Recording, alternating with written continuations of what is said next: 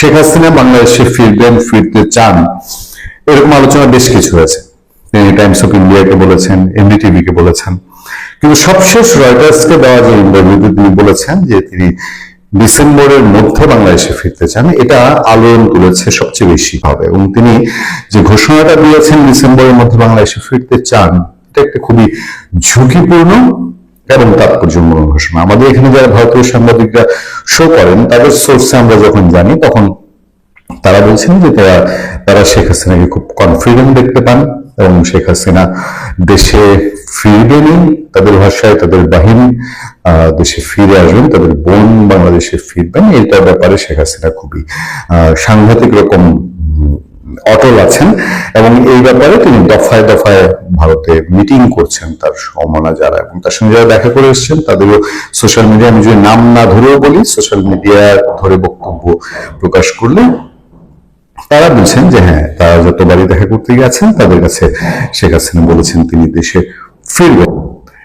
এই নিয়ে আমাদের আজকে আলোচনা। শেখ হাসিনা একটা নতুন স্পিচ এসছে, যেটা বাংলাদেশের কোন কোন মিডিয়ায় এসছে, সোশ্যাল মিডিয়ায় এসছে। সোশ্যাল মিডিয়ায় যারা জনপ্রিয় ব্লগার তারা সেটা নিয়ে উপস্থাপন করছেন। সেই জায়গাতে আমরা জানতে চাই, তার আগে আপনাদেরকে একটা ছোট্ট অনুরোধ, যারা এখন পর্যন্ত আমাদের চ্যানেলটি সাবস্ক্রাইব করেননি, সাবস্ক্রাইব করে নেবেন এবং লাইক এবং কমেন্ট দিয়ে আমাদের পাশে থাকবেন। আপনারা জানেন দর্শক, আমি আগে শুরুতে বললাম যে রয়টার্স এর ইন্টারভিউটাই সবচেয়ে বেশি হুলস্থুল ফেলেছে শেখ হাসিনা। রয়টার্স এর পর এবার এএফপি কে ইমেইলে শেখ হাসিনা একটি ইন্টারভিউ দিয়েছেন, দীর্ঘ ইন্টারভিউ। সেটা থেকে চুম্বক অংশ আমি আপনাদেরকে একটু শোনাতে চাই। আবারও রিকোয়েস্ট, আমাদের চ্যানেল যারা সাবস্ক্রাইব করেননি, চ্যানেলটি সাবস্ক্রাইব করবেন, লাইক এবং কমেন্ট দিয়ে আমাদের সাথে থাকবেন। ক্ষমতাচ্যুত প্রধানমন্ত্রী শেখ হাসিনা বলেছেন, নিজেদের জীবনের ঝুঁকি সম্পর্কে তিনি সম্পূর্ণ সচেতন। নিজের জীবনের ঝুঁকি সম্পর্কে তিনি সম্পূর্ণ সচেতন। গ্রেফতার, কারাবন্দী হওয়া, এমনকি হত্যার শিকার হওয়ার আশঙ্কা থাকলেও তিনি আগামী ডিসেম্বরের মধ্যেই বাংলাদেশে ফিরতে চান।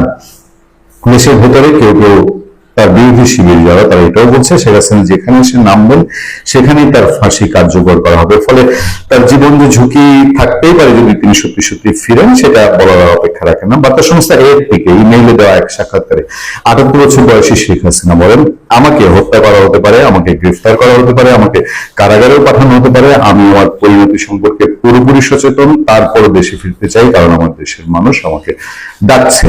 2024 সালের আগস্টে ছাত্রতা অভ্যুত্থানের পর একটা ব্যাকগ্রাউন্ড উল্লেখ করা হয়েছে এখানে। গত নভেম্বরে ঢাকার একটি আদালত মানবাধিকার অপরাধের মামলায় শেখ হাসিনাকে দোষী সাব্যস্ত করে মৃত্যুদণ্ড দেয়। বাংলাদেশ সরকার শেখ হাসিনাকে দেশে ফিরিয়ে আনতে আনুষ্ঠানিকভাবে ভারতের কাছে প্রত্যাবর্তনের আবেদন করছে। এটা ইউনূস সরকারও করেছে, এটা বিএনপি সরকারও করেছে। মানবাধিকার লঙ্ঘনের অভিযোগ অস্বীকার দীর্ঘদিন ধরে বিভিন্ন মানবাধিকার সংস্থা শেখ হাসিনা সরকারের বিরুদ্ধে রাজনৈতিক প্রতিপক্ষকে দমন, বিচার বিভাগ ব্যবস্থাকে প্রভাবিত করা, বিরোধীদের হত্যা এবং একতরফা নির্বাচন আয়োজনের মতো অভিযোগ তুলে আসছে। এসব অভিযোগ প্রত্যাখ্যান করে শেখ হাসিনা বলেন, অনেক অভিযোগই রাজনৈতিক উদ্দেশ্য প্রণোদিত প্রচারণার অংশ। অভিযোগ উঠলেই তদন্ত হয়েছে এবং অপরাধীদের বিরুদ্ধে ব্যবস্থা নেওয়া হয়েছে। ছাত্র আন্দোলনের অতিরিক্ত বল প্রয়োগের অভিযোগ নাকচ করে 2024 সালের ছাত্র আন্দোলন দমনে অতিরিক্ত শক্তি প্রয়োগের অভিযোগ অস্বীকার করেছেন শেখ হাসিনা। তিনি বলেন, আমার সরকার সর্বোচ্চ ধৈর্য দেখিয়েছে এবং আন্দোলনের শান্তিপূর্ণ সমাধানের চেষ্টা করেছে, যেটা নিয়ে অবশ্য আমাদের দ্বিমত আছে। কারণ আমরা সেই সময়ই বলেছিলাম, ছাত্রলীগ যখন ঢাকা বিশ্ববিদ্যালয়ে হামলা করেছে বা পুলিশ যখন আক্রমণ করেছে, আমরা তখন সমালোচনার মুখর হয়েছিলাম। আমরা বলেছিলাম যে শেখ হাসিনার মন্ত্রী যারা ছিল, 2-3 জন মন্ত্রী, আইনমন্ত্রী, শিক্ষামন্ত্রী, তারা সরাসরি স্পটে গিয়ে এই ছাত্রদের সাথে শুরু থেকে যদি আলাপ আলোচনা করতো, ঘটনা অন্যদিকে মোড় নিতে পারতো। বাংলাদেশ আওয়ামী লীগের কার্যক্রম কার্যত নিষিদ্ধ থাকার প্রেক্ষাপটে দেশে ফিরে আসার সক্রিয় রাজনীতি ফিরবেন কিনা এই প্রশ্নের সরাসরি উত্তর দেন শেখ হাসিনা। তিনি বলেন, ক্ষমতা আমার লক্ষ্য নয়, মানুষের সেবা করাই আমার উদ্দেশ্য। দুঃখ প্রকাশ, তবে ক্ষমা নয়। আন্দোলনে নিহত পরিবারের প্রতি সমবেদনা জানালেও শেখ হাসিনা আনুষ্ঠানিকভাবে ক্ষমা চাননি। তিনি বলেন, যারা তাদের প্রিয়জনকে হারিয়েছেন, প্রতিটি পরিবারের প্রতি আমার সহানুভূতি রয়েছে। তবে আন্দোলনের সময় নেওয়ার সিদ্ধান্ত নিয়ে কোনো অনুশোচনা আছে কিনা এ প্রশ্নের জবাবে তিনি বলেন, রাষ্ট্র পরিচালনার সিদ্ধান্ত একজন ব্যক্তির একার সিদ্ধান্ত নয়। পুরো সংকটের প্রেক্ষাপট বাদ দিয়ে একটি মুহূর্তকে আলাদা করে বিচার করা সঠিক হবে না। এ হলো শেখ হাসিনার নতুন স্পিচ।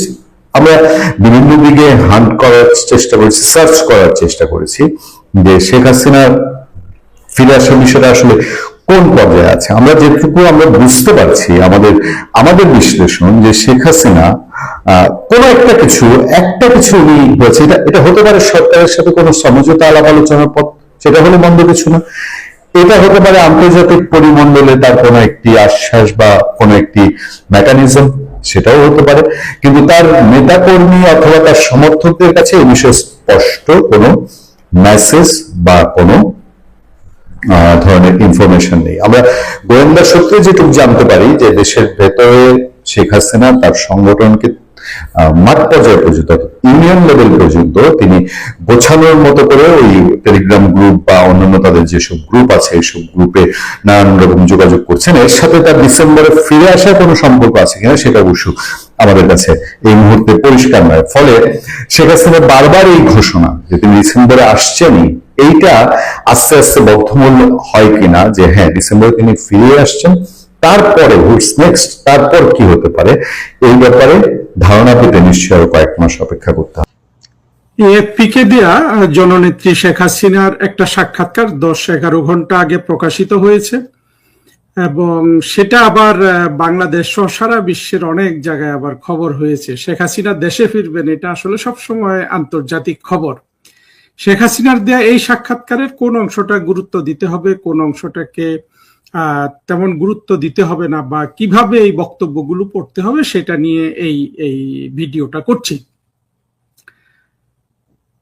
দেখুন, এর সাথে আরেকটা জিনিস আছে যে আওয়ামী লীগের অফিসিয়াল যে ফেসবুক আছে সেখান থেকে প্রফেসর এ আরাফাতের ইউটিউবে জননেত্রী শেখ হাসিনার প্রকাশিত একটা বক্তব্য আছে। সেই বক্তব্যটারও একটু বিশ্লেষণ করে এই ভিডিওটা শেষ করব। জননেত্রী শেখ হাসিনা যথারীতি বলেছেন তিনি ফিরবেন, তিনি জানেন ফেরার চ্যালেঞ্জ কি, তাকে জেলে নেওয়া হতে পারে, ফাঁসি দিতে হতে পারে, এগুলোর জন্য মানে তাকে জেলে নেওয়ার জন্য, ফাঁসি দেওয়ার জন্য যারা বাংলাদেশ এখন দখল করে আছে তারা প্রস্তুত হয়ে আছে, এসব তিনি জানেন। কিন্তু তিনি ফিরবেন, তার ফেরার এই সিদ্ধান্তে কোনো পরিবর্তন হবে না।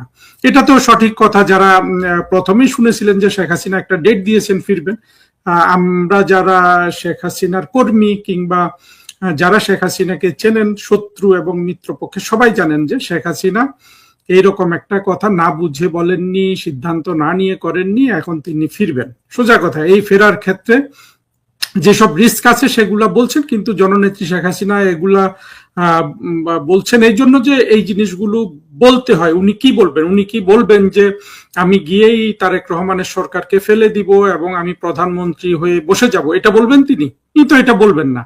ফলে যে কথাগুলো বলা হয় সেটার উপর আসলে এমফাসিস করার দরকার নেই। জননেত্রী শেখ হাসিনা দেশে ফিরবেন, কারণ হলো বাংলাদেশটা 2024-এ যারা জঙ্গি উত্থান করেছে, পরবর্তীতে যারা দখল করেছে, তারা বাংলাদেশটাকে চালাতে পারেনি।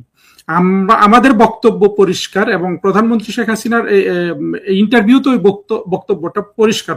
মানে শেষের দিকে ইন্টারভিউর, এটা লিখিত ইন্টারভিউ ছিল, তিনি বলেছিলেন যে 2024-এর যে ছাত্র আন্দোলন নামে যেটা হয়েছিল এটা ছিল অর্গানাইজড, প্ল্যান্ড, এটা ভায়োলেন্স ছিল এবং সরকার ফেলে দেওয়ার আন্দোলন ছিল, সুস্পষ্টভাবে বলেছেন।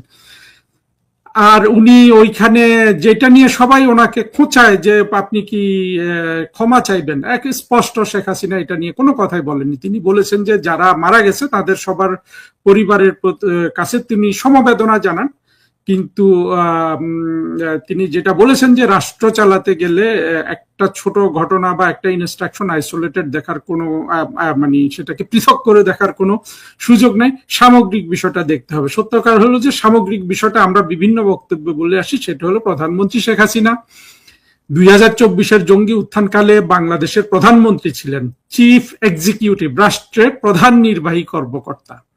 সুতরাং তাকে শান্তি শৃঙ্খলা রক্ষা করার জন্য যা করার তা করতে হতো, কিন্তু তিনি সেটা করেননি। তিনি যেহেতু জঙ্গিদের মেরে ফেলছিল, জঙ্গিরা নিরীহ মানুষদের মেরে ফেলছিল, পুলিশ এই ধরনের আত্মঘাতী হামলার মুখে পুলিশ অনেকটা কিংকর্তব্য বিমূঢ় হয়েছে, সেনাবাহিনী ইতিমধ্যে পক্ষ ত্যাগ করে জঙ্গিদের পক্ষে চলে গেছে।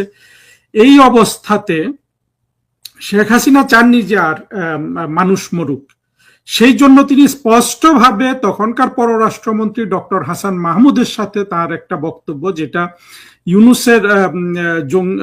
ইউনুসের দস্যুতন্ত্র প্রকাশ করেছিল, সেটাতে সুস্পষ্টভাবে আছে যে শেখ হাসিনা কোনোভাবেই চাননি একটা মানুষও মারা যাক। সেটাই ছিল স্পিরিট, এবং আমরা মনে করি যে শেখ হাসিনার সেই স্পিরিটটা ওনার মানে ওনার জন্য এজ এ হিউম্যান বিং কিংবা মানবতাবাদী রাষ্ট্রনায়ক এবং গণতান্ত্রিক মানসিকতার রাষ্ট্রনায়ক হিসাবে ঠিক আছে, কিন্তু আমরা মনে করি যে সেই সময় কিছু ভুল হয়েছিল। আর্মিকে মোটেই বাংলাদেশের রাস্তায় নামানোর দরকার ছিল না, আওয়ামী লীগ একাই যথেষ্ট ছিল। এখন আসলে ভেতর থেকে বোঝা যায় যে ওবায়দুল কাদেরই সঠিক ছিলেন, ছাত্রলীগই সঠিক ছিল, কিন্তু আসলে পরিকল্পনাটা ছিল না যে কিভাবে এটাকে মোকাবেলা করতে হবে, কিংবা ভারত যেভাবে তাদের ককরোচ আন্দোলনকে মোকাবেলা করেছে সেইভাবে এটা মোকাবেলা করা হয়নি। যা ভুল হওয়ার হয়ে গেছে, কিন্তু এইখানে শেখ হাসিনার বিরুদ্ধে যে অপবাদ সবাই দেয় সেটার কোনো ভিত্তি নাই, এবং সেটা আমরা মানিও না। শেখ হাসিনা সেটা সুন্দর জবাব দিয়েছেন, এবং যেগুলো আসলে মানে শোভন ভাষা, যেটাকে আমরা বলি যে ডিপ্লোম্যাটিক অ্যান্সার, সেটাই তিনি দিয়েছেন। এখন চলে আসি যে শেখ হাসিনার যে বক্তব্য প্রকাশিত হয়েছে প্রফেসর এ আরাফাতের ইউটিউব থেকে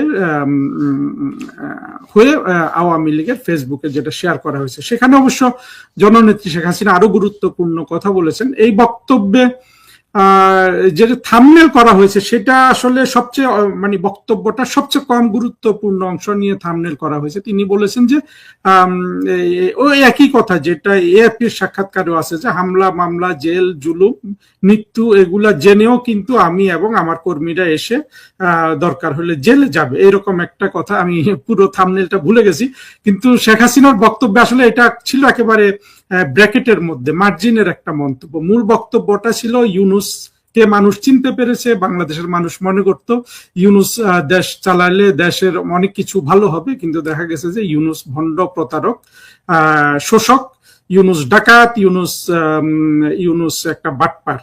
এইটা উনি ওনার মতো ভদ্রভাবে বলেছেন। আমরা তো শেখ হাসিনার বক্তব্যকে ভদ্রভাবে আমরা যেটা মিনিং সেটাই বলছি। তারপরে শেখ হাসিনা বলেছেন যে দেশের যে আজকে দুরবস্থা, এটার জন্য তাকে দেশে আসতে হবে। সত্য কথা হলো এটাই, বঙ্গবন্ধু এবং শেখ হাসিনা তাদের সংগ্রামটা কিন্তু হলো মানুষের দুঃখ কষ্ট, মানুষের দারিদ্র ক্ষুধা এগুলোর বিরুদ্ধে সংগ্রাম। সেই সংগ্রামে তো এরা কেউ জড়িতই হয়নি, অর্থাৎ ইউনুস থেকে জঙ্গি থেকে শুরু করে বর্তমানে তারেক রহমানের সরকারও কিন্তু সেই জায়গায় কোনো ধরনের সুযোগ করতে পারছে না। আপনারা দেখেছেন যে গত অর্থ বছরের লাস্ট কোয়ার্টারে, অর্থাৎ এই 2026-এর মার্চ এপ্রিল মে জুন এই 4 মাসে বাংলাদেশের অর্থনৈতিক প্রবৃদ্ধি ছিল 2.2%, এবং তারেক রহমানের সরকারের প্রথম কোয়ার্টারেরটা এখনো খবরে আসেনি, হয়তো 2-1 মাস পরে আসবে। তারা 6.5% জিডিপি গ্রোথ ধরেছেন, এটা কোনোভাবেই পূর্ণ হবে না। এই বছর 3 থেকে 3.5% জিডিপি গ্রোথ হবে। এইটাই আমি যত আমাদের অর্থনৈতিক মুরব্বী আছেন, মানে অর্থনীতিবিদ আছেন বাংলাদেশের, অত্যন্ত শ্রদ্ধেয় এবং যারা বোঝেন এই জিনিসগুলো, আমি তাদের সাথে আলাপ করে বলছি, তারা কেউই কিন্তু এটাতে আর কোনো ধরনের উন্নতি দেখতে পাচ্ছেন না। আমি নিজে অর্থনীতিবিদ না হলেও আমি অর্থনীতি প্রাইমারি খবরগুলো পড়তে পারি, বুঝি, এবং অর্থনীতিতে আমার একটা জেনারেল পাঠ আছে, এটা ধরে নিতে পারেন আপনারা। আমি কোনোভাবেই কিন্তু দেখি না যে তারেক রহমানের সরকার কোনোভাবেই 3.5-4%-এর উপরে জিডিপি করতে পারবেন। তার মানে হলো 2024-এর জঙ্গি উত্থান করে বাংলাদেশের যে কোমর ভেঙে দেওয়া হয়েছে অর্থনীতির, সেইটা আসলে আর পুনরুদ্ধার হবে না যতদিন এখানে হাজার হাজার কথা বলা হয়, কিন্তু যতদিন বাংলাদেশে এই জঙ্গিবাদ, যে জঙ্গিরা বাংলাদেশ দখল করেছে সেটার আধিপত্য যতদিন থাকবে, সোজা কথা এই জঙ্গিবাদের আধিপত্য উঠে যাওয়ার একটাই প্রমাণ হলো যে আপনি আর এই ফুয়াদ, আপনি শাহরিয়ার, আপনি মাসুদ জামাতের এই লোকগুলোর কোনো বক্তব্য যেদিন শুনবেন না, সেই দিন আপনি হয়তো বুঝতে পারবেন যে তারেক রহমান এই ব্যাপারে সচেতন আছেন। যতদিন এদের বক্তব্য আপনি রাস্তায় দেখবেন, ফেসবুকে এদের হইচই দেখবেন, গালাগালি দেখবেন, চিৎকার দেখবেন, এদের ক্ষোভ দেখবেন, এদের বিকৃত অঙ্গভঙ্গি দেখবেন, এদের গোল চোখ দেখবেন, ততদিন বুঝতে পারবেন যে তারেক রহমান সরকার আসল জায়গায় হাতি দিতে পারেনি। অবশ্য এটা ছাড়াও আরো যে স্ট্রাকচারাল চেঞ্জের দরকার ছিল সেগুলা তো তারেক রহমান সরকারের কোনো দক্ষতা নাই। আমি তারেক রহমানের সরকারকে বলবো যে আপনারা যদি বাংলাদেশের মানুষের কাছে ভালো থাকতে চান, ভবিষ্যৎ রাজনীতি নিরাপদ করতে চান, আপনারা এগুলো নিয়ে একটু ভাবুন। কেন আপনারা 6 মাস রাষ্ট্র ক্ষমতায় আসার পরও বাংলাদেশের অর্থনীতির ক্ষেত্রে এক বিন্দু সুখবর নাই? এটা একটু ভাবলে কিন্তু তারেক রহমান সরকার হয়তো বা সঠিক সিদ্ধান্ত নিতে পারবেন। আর এইটা না ভাবলে, এমনকি তারেক রহমান সরকারের বিশাল প্রমোটার গুলাও কিন্তু বলছে যে রাষ্ট্র কিন্তু নীরব দুর্ভিক্ষের দিকে চলে যাচ্ছে। দুর্ভিক্ষ যত সরব হতে থাকবে তত কিন্তু তারেক রহমানের ব্যক্তিগতভাবে ওনার স্টেক বাড়বে। তারেক রহমান দেখুন, শেখ হাসিনা বা আওয়ামী লীগের যে বিপদ হয়েছিল এটা তো কেটে গেছে, এখন তো ফেরার পালা। কিন্তু তারেক রহমান সাহেব এবং তার যে দুর্বল রাজনৈতিক দল, যদিও জনসমর্থনে সবল, কিন্তু কৌশলে বুদ্ধিতে তো রাজনৈতিক দলটা দুর্বল, জামাতের চেয়েও বিএনপি। কাজে তারা যদি ভাবেন তাদের মঙ্গল হবে। এবং আমি বরাবরের মতো রিপিট করছি যে আমি কিন্তু বিএনপির একজন সুহৃদ, আমি বিএনপির কোনোভাবেই শত্রু না। এবং বিএনপি বাংলাদেশে টিকে থাকুক, আওয়ামী লীগ টিকে থাকুক, যে কোনো ধরনের দ্বিদলীয় ব্যবস্থা কায়েম না করলে তো আসলে গণতন্ত্র হবে না। সেক্ষেত্রে বিএনপি যদি সঠিক পথে না আসে, এটা আসলে জাতীয় পার্টি বা অন্য কোনো আধা ধর্মীয় দলগুলো এটা পূরণ করবে। সেটা তারেক রহমান সাহেবেরই উচিত এবং তার দলের নেতা বা যারা শুভাকাঙ্ক্ষী আছেন তাদের উচিত এই জিনিসটা বিবেচনা করে দেখার। আমার যতটুকু পরামর্শ দেওয়ার বাইরে থেকে আমি সেটা দিলাম।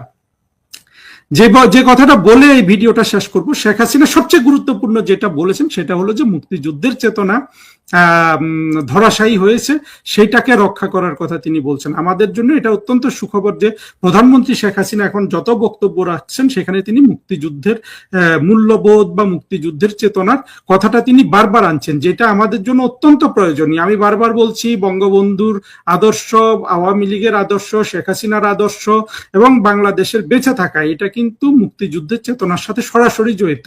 মুক্তিযুদ্ধের চেতনাটা যদি ভুলও হয়ে থাকে তবু এটার সাথে জড়িত, কিন্তু আসার কথা হলো মুক্তিযুদ্ধের চেতনা খাঁটি। সারা পৃথিবী, মানব সভ্যতা, তারপরে আপনার ইতিহাস অগ্রগতি লাভ করেছে কিন্তু আমাদের মুক্তিযুদ্ধের যে চেতনা, যে অসাম্প্রদায়িক চেতনা, সেটার পথে। সুতরাং আমাদের তো এখানে ভয়ের কিছু নাই। আমরা মুক্তিযুদ্ধের চেতনাকে গুরুত্ব দেইনি, এখন দিচ্ছি। এবং জননেত্রী শেখ হাসিনার বক্তব্য আমি যতবার শুনি আমি কিন্তু এখন আগের চেয়ে অনেক বেশি আশাবাদী হচ্ছি। আমরা যদি মুক্তিযুদ্ধের চেতনায় যদি অটল থাকি, আমরা যদি সেটাকেই আমাদের পথ বলে মনে করি, বাংলাদেশ বাঁচবে, আওয়ামী লীগ বাঁচবে, আমরা বঙ্গবন্ধুর সম্মান পুনরুদ্ধার করতে পারবো জননেত্রী শেখ হাসিনার নেতৃত্বে। এই নিয়ে আরো অনেক বক্তব্য দেওয়ার আছে, বিশেষ করে মুক্তিযুদ্ধের চেতনা কি, কিভাবে এটাকে রক্ষা করতে হবে এবং কিভাবে মুক্তিযুদ্ধের চেতনার শত্রুদের, সে যত বড় শিক্ষিত হোক, যত বড় জ্ঞানী হোক, ফিলোসফার হোক, কবি হোক, সাহিত্যিক হোক, এদের সবাইকে পাকিস্তানি সেকুলার হিসাবে চিহ্নিত করে একইভাবে বাংলাদেশের যে মূল শত্রু, ৭১-এর ঘাতক দালাল রাজাকার বাহিনী, তাদের সাথে একসাথে কিন্তু এক ব্র্যাকেটে ফেলে তাদেরকে আমাদের মোকাবেলা করতে হবে। বন্ধুরা, সাথে থাকার জন্য ধন্যবাদ। বাংলাদেশের আন্তর্জাতিক অপরাধ ট্রাইব্যুনাল বা আইসিটির প্রসিকিউশন টিমের কাজ এবং বিচারিক প্রক্রিয়ার স্বচ্ছতা ও জবাবদিহিতা নিয়ে দেশে ও দেশের বাইরে ব্যাপক প্রশ্ন উঠেছে। এমনকি খোদ প্রসিকিউশন টিমের মধ্যেই এ নিয়ে অসন্তোষ বাড়ছে বলে বাংলাদেশের সংবাদ মাধ্যমের খবরে এসেছে।